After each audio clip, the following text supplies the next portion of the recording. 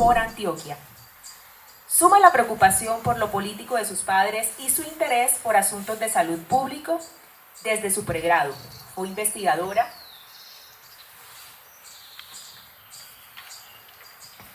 del Grupo de Violencia Urbana de la UDEA, con una mirada de la salud pública que va más allá de la práctica médica usual.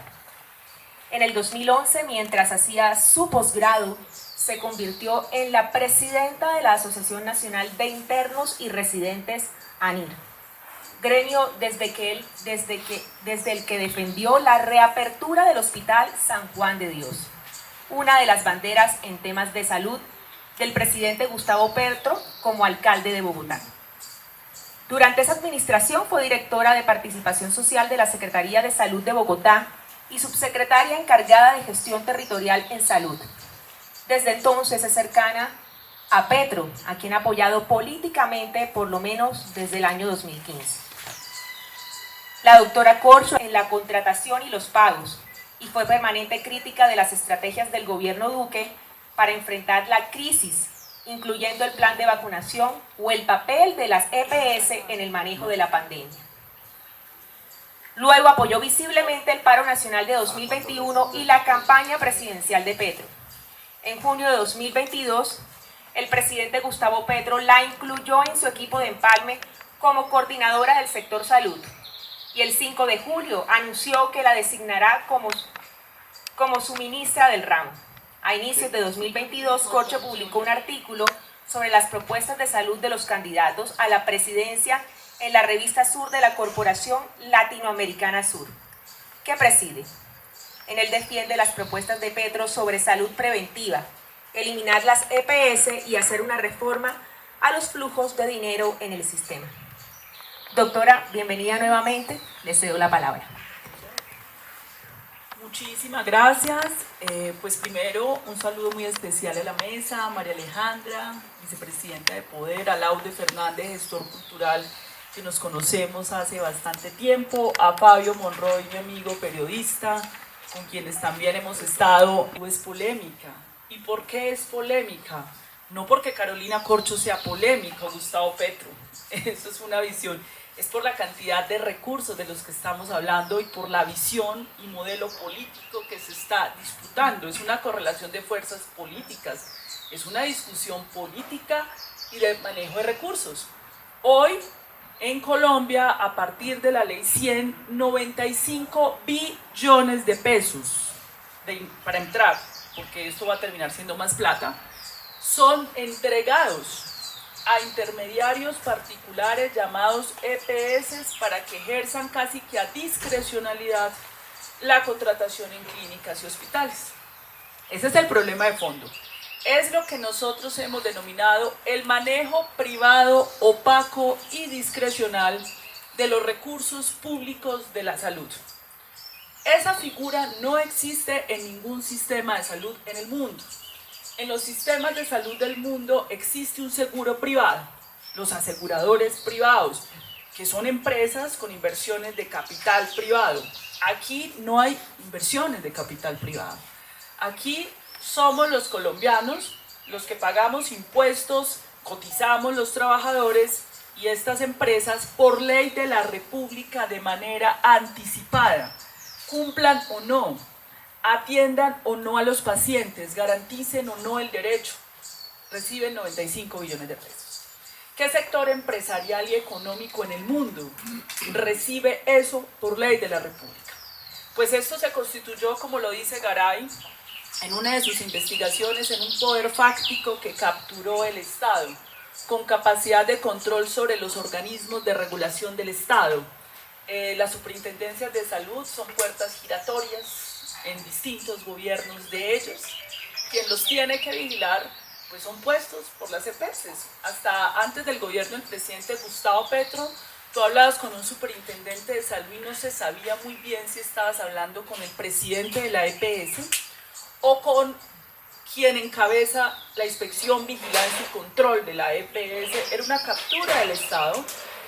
El influjo de estos organismos, de estas EPS, que ya vamos a desmenuzar quiénes son, Sobre las políticas públicas del Ministerio de Salud es evidente. En la declaratoria de emergencia social en salud del presidente Álvaro Uribe, donde se responsabiliza a los pacientes y a los jueces de la crisis de la salud, en donde se dice que los recursos son insuficientes, pero porque los pacientes utilizan los servicios de salud, esos decretos fueron redactados también por las propias EPS. ¿Cómo capturo al Estado para redactar políticas públicas a mi medida? ¿Y cómo compro congresistas, como ocurrió con Holger Díaz, destituido por el Consejo de Estado, porque se le demostró que Carlos Gustavo Palacino, presidente de Saludcop, le pagaba para que votara, como ellos querían que se votaran las leyes en el Congreso de la República? Y el caso de Holger Díaz es el que conocemos. ¿Cuántos son los que no conocemos? En Colombia se desató uno de los escándalos de falta de legitimidad y representatividad del Congreso de la República por la parapolítica. Más de 60 congresistas fueron destituidos y fueron a la cárcel por la Corte Suprema de Justicia, entre otras cosas por las denuncias del entonces senador Gustavo Petro, porque se demostró sus vínculos con el narcoparamilitarismo para emitir políticas públicas a favor de estas crímenes, estas instituciones criminales, organizaciones criminales. Se ha hecho una investigación en Colombia sobre cuál es la influencia de los fondos privados de pensiones en el Congreso de la República, como lo era el narcoparamilitarismo en el Congreso. Se ha hecho una investigación en Colombia para saber si no era solo Holger Díaz y por qué hay congresistas de la República que se hicieron elegir con un discurso anti-EPS y a los 2 meses de posesionados hay una defensa férrea de las EPS. ¿No llama esto la atención para una investigación? Caso del Partido Verde, eso llamaría mucho la atención. ¿Qué pasa allí?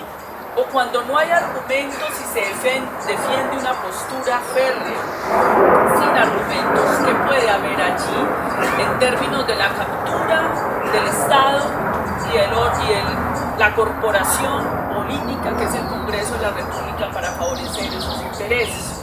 Porque estamos hablando de una reforma que le quita 95 billones de manejo discrecional a algo que se denominan las EPS, que hemos estado descubriendo en estas investigaciones de la sociedad civil. Ya cuando estamos en el gobierno nos damos cuenta de más cosas.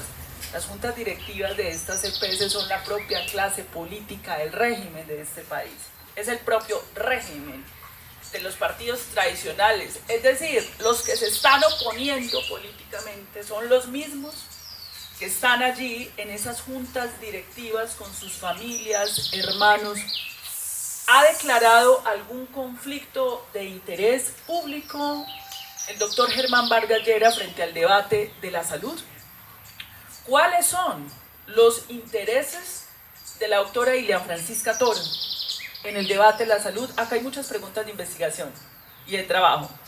¿Cuáles son los intereses del presidente del Senado, Fincho Cepeda, respecto a la salud, para determinar sus posiciones? Porque aquí lo que se trata es definir si están defendiendo el interés público o se defiende el interés particular, y eso es de interés para el periodismo.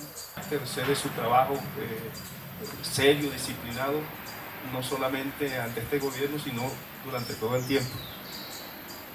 Pero si usted llegara a ser presidenta de Colombia, doctora, que espero que así sea, ¿cómo convertiríamos este sistema? ¿En qué nos empeñaríamos los colombianos para mejorar y apoyarlo a usted? Bueno, estás muy anticipado, porque todavía ni siquiera soy precandidata presidencial. Bueno, pero yo creo que aquí hubo un asunto. El gobierno del presidente Gustavo Petro es un gobierno de coalición, pero claramente hubo unos ministros, 4 por lo menos, que no estaban en la línea del programa de gobierno del presidente Gustavo Petro. Yo creo que hay que hacer coaliciones las más amplias posibles, más allá del progresismo en la izquierda, con liberales, con independientes, pero eso debe hacerse sobre un acuerdo programático. El presidente reconoció hace poco en el Consejo de Ministros que su principal error fue nombrar a Alejandro Gaviria.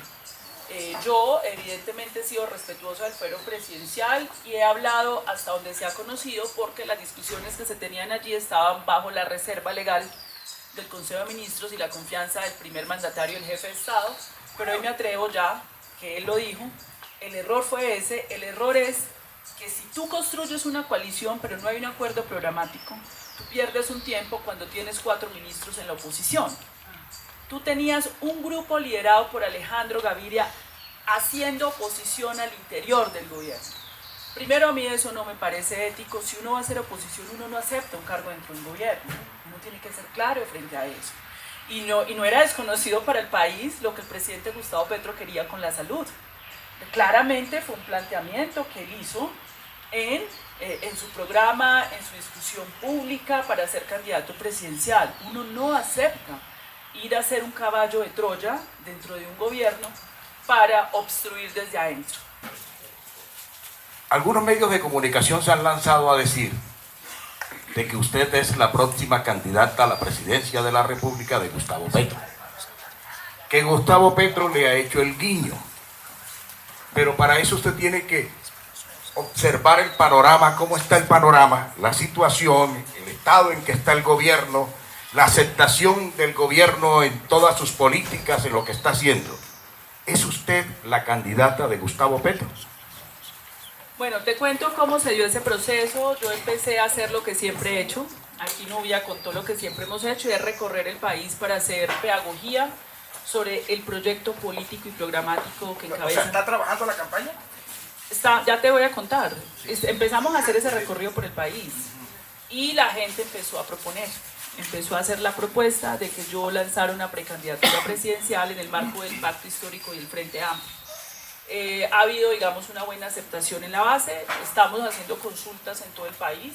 En su momento ya miraremos cuál es la decisión, pero lo que ha dicho el presidente Gustavo Petro, lo que conocemos, es que él respetará el resultado de unas consultas y respaldará el que por decisión democrática, de acuerdo a unas reglas del juego, de acuerdo a unos parámetros, sea elegido o designado, pues digamos que aquí no es designado, sino elegido para ser candidato del progresismo o candidata.